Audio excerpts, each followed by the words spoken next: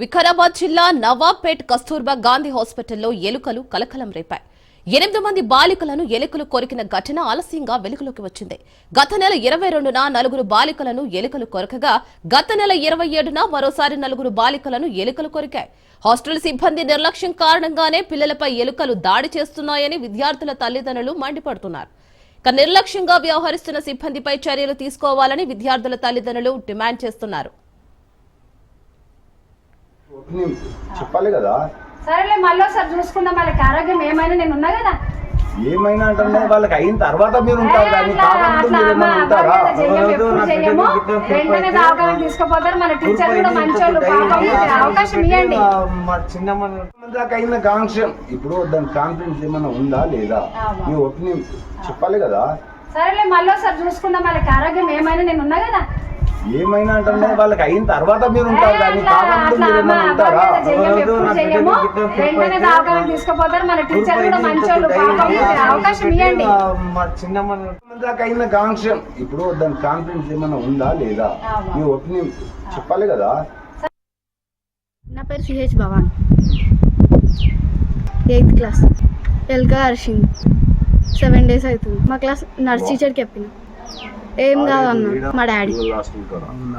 మా క్లాస్లో 4 అరిచింది, మిగతా క్లాస్ వాళ్ళ గురించి నాకు తెలియదు.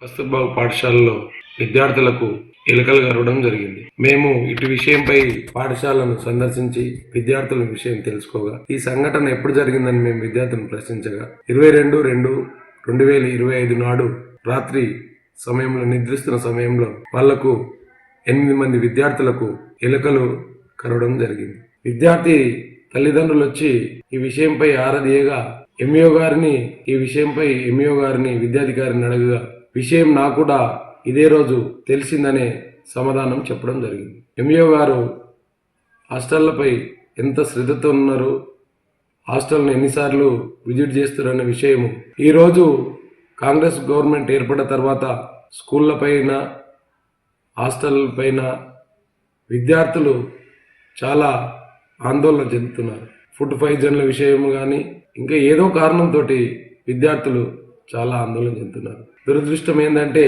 ఇప్పటికీ మన రాష్ట్రంలో విద్యాశాఖ మంత్రి లేరు.